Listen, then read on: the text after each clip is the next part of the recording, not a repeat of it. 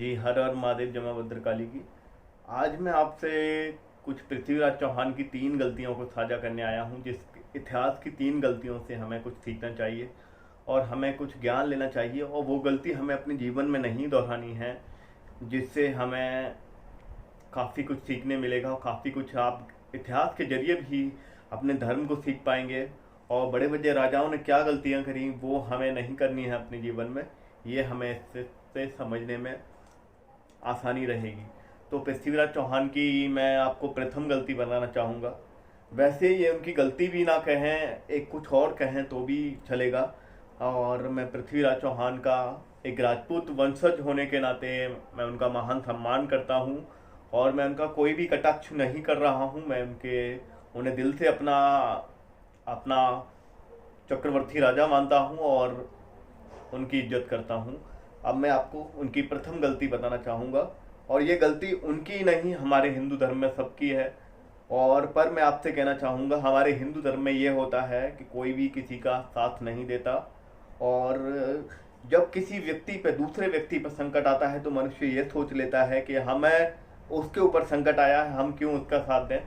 और यही सोचकर दूसरे पे आया हुआ संकट कभी कभी हमारे ऊपर भी आ जाता है, पर तब तक हम उस संकट को समझ ही नहीं पाते और हम किसी दूसरे का साथ देने, आज भी हिंदू धर्म में कोई किसी का साथ नहीं देने आता।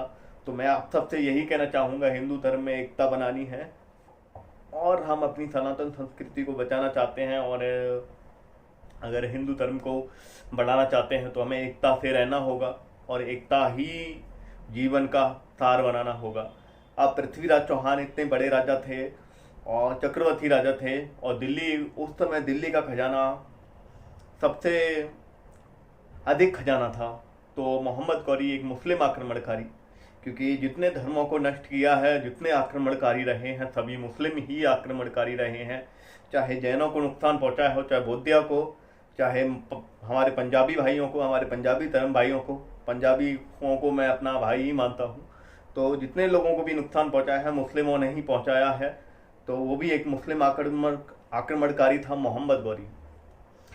तो पृथ्वीराज चौहान की मैं प्रथम गलती ये मानता हूँ कि 16 बार किसी को युद्ध में हराने के बाद भी आपने उसको एक बार मृत्युदंड से मुक्त कर दिया, और आप बार बार वो आक्रमण करता रहा, फिर भी आप उसे मृत्यु नहीं देते रहे। तो ये पृथ्वीराज चौहान एक बड़े राजा थे। अहंकार में तो नहीं होंगे, शायद वो आत्मविश्वास में ही होंगे। उन्हें ये लगता होगा कि कभी वो उनसे जीत नहीं पाएगा। पर हमारे भारत के विभीषण में, जी, हमारे भारत के विभीषण संयोगिता के, आपको पता होगा, उनका मैं नाम नहीं लेना चाहूँगा, विभीषण की वजह से मोहम्मद गौरी ताकतवर हुआ और उसने पृथ्वीराज चौहान को बाद में 17 में युद्ध हराया। पर मैं आपसे कहना चाहूँगा, कभी भी आपका शत्रु कितना भी कमज़ोर हो, उसको एक मौका दीजिए, उसको 2 मौका दीजिए, उसको तीसरे मौके के बाद कोई मौका मत दीजिए। क्योंकि यदि आप प्रथम गलती से यह सीखिए कि यदि आप अपने शत्रु को बार बार मौका दे रहे हैं तो आप ये समझ लीजिए कि आप अपनी मृत्यु को न्योता दे रहे हैं। तो यदि आप अपने शत्रु को बार बार मौका दे रहे हैं तो आप अपनी मृत्यु को न्योता दे रहे हैं। और यदि कोई आक्रमणकारी, वो भी मुस्लिम आक्रमणकारी हो, जो छुपकर ही और घात लगाकर ही वार करते हैं, तो वो उन मनुष्यों का तो कुछ कहना ही नहीं। उनके अंदर मनुष्य प्रगति और मनुष्य भावनाएं बिल्कुल नहीं होती हैं। तो मैं आपसे बस यही कहना चाहूँगा, प्रथम गलती से ये सीख लेनी है कि अपने अहंकार, अपने अभिमान में और अपनी पराजय, आप अपराजित हैं, आप अपराजित हैं, हम मानते हैं, पर आप कब तक रहेंगे ये आपको नहीं पता होता। तो इसीलिए आपको सत्य का सामना करते हुए 3 बार से 2 बार से ज़्यादा किसी को मौके नहीं देने चाहिए। चलिए, आप बेहद विशाल हैं तो 3 मौके से ज़्यादा कभी भी किसी शत्रु को नहीं देने चाहिए। और पृथ्वीराज चौहान की जो मुझे द्वितीय गलती लगती है, जिससे हमें कुछ सीखना चाहिए, द्वितीय गलती ये है, वैसे तो मैंने आपको बताया है कि हमारे हिंदू धर्म में कोई किसी का साथ नहीं देता, पर पृथ्वीराज चौहान की द्वितीय गलती ये मुझे पता होती है, आसपास के अपने राज्यों के साथ, जो अपने आसपास के राजा थे, शासक थे, उनसे मित्रता ना करना।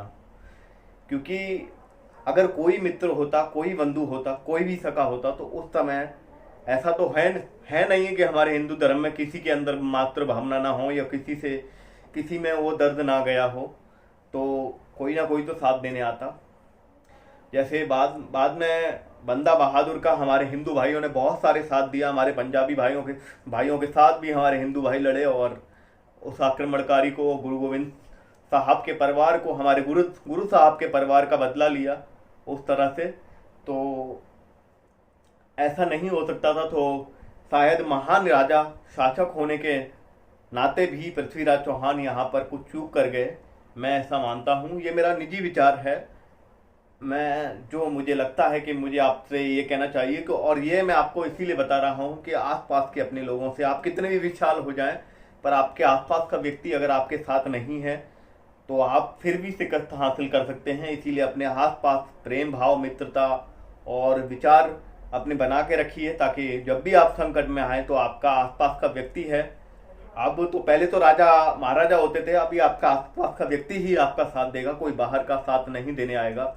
और तीसरी जो गलती मुझे मुख्य गलती लगती है उनकी, कि बार बार मौका देने के कारण ही आज हमारा हिंदू धर्म जो इतना लुटा, इतना कमजोर हुआ और इतने सनातन संस्कृति की हर पुस्तकें बदल दी गई, हर इतिहास में जो पापी शासक थे, जो मुस्लिम आक्रमणकारी, जो गलत शासक थे, उन्हें अच्छी छवि प्रदान करके दिखाया गया। और उसके बाद ही मोहम्मद गौरी पहले भारत को लूट के गया, उसके बाद अनेकों मुस्लिम आक्रमणकारी आए और हमारे भारत को लूटा और हमारे हिंदुस्तान को नष्ट किया उन्होंने, और हमारे सारे मंदिर हड़प लिए, और जहाँ तक हो सका उन्होंने सब कुछ बदल दिया है। और आप सबको मैं यह बताना चाहूँगा, पृथ्वीराज चौहान की अगर आप गूगल पे या यूट्यूब पर सर्च करेंगे तो आपको पूरी कहानी मिल जाएगी। उस कहानी का प्रथम सार ये है, एक अपने दुश्मन को कभी मौका ना दें, और एक आपका दुश्मन कितना भी कमजोर हो पर उसको बार बार आप छोड़ रहे हैं तो आप अपनी मृत्यु को दावत दे रहे हैं। दूसरा, आप कितने भी बड़े शासक हों, कितने भी महान हों, कितने भी विशाल हों, पर आपको जन समर्थन की और आपको अपने सहयोगियों की अवश्य ज़रूरत पड़ती है।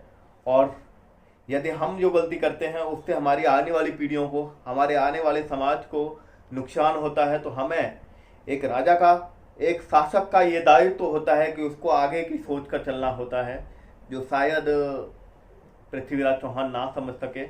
और इस कहानी से हमें ये सीख मिलती है, एक तो दुश्मन को मौका नहीं देना है, दूसरा दुश्मन कितना भी कमज़ोर हो उसको कभी नहीं छोड़ना है, तीसरा अगर हम अपने आसपास के लोगों से अच्छे संबंध बना लेते हैं तो वो हमारे लिए अच्छा कार्य करते हैं। और यदि हम आखिर में, अंत में मैं आपको एक बात और बताना चाहूँगा, मुस्लिम आक्रमणकारी हर धर्म के लिए नुकसानदायक हैं।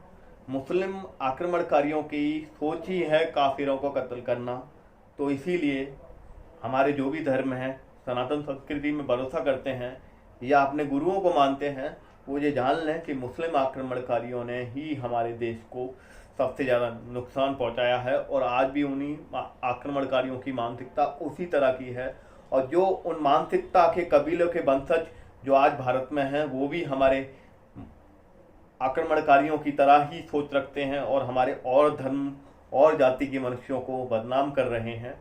और इस कहानी से मैंने आपको संपूर्ण बताई है, कुछ मेरे से छूट गया हो तो आप देखिएगा कि मैंने आपको क्या नहीं बताया, कमेंट में माध्यम से बताइएगा। और आपको क्या लगता है ये मुझे अवश्य बताइए कि आप इस कहानी से क्या सीख ले रहे हैं, और आपको क्या ठीक लगा और आपको क्या ना ठीक लगा, ये मुझे कमेंट सेक्शन में बताइए।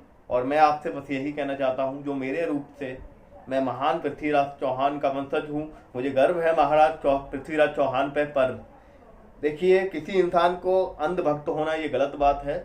कोई गलती अगर आपको कहीं दिखती है तो कहनी चाहिए।